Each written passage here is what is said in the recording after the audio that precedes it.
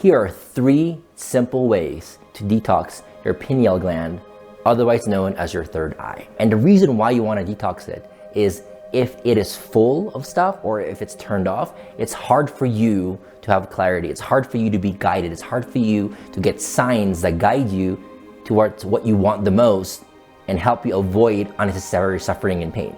So you want to clear that third eye. So one way of doing it is solar water. Get a glass, fill it up with water, leave it under the sun or where the sun hits it for at least an hour.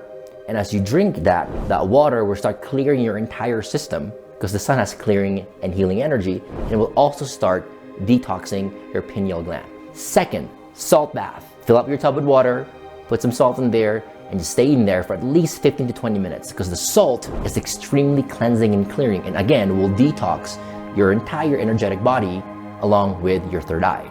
And the third thing you can do, crystals. So for example, citrine is a really powerful crystal that I use to clear negative energy.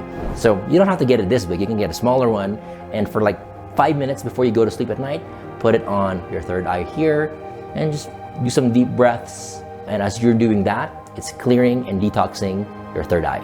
Try it out for the next 7 days, watch your life change.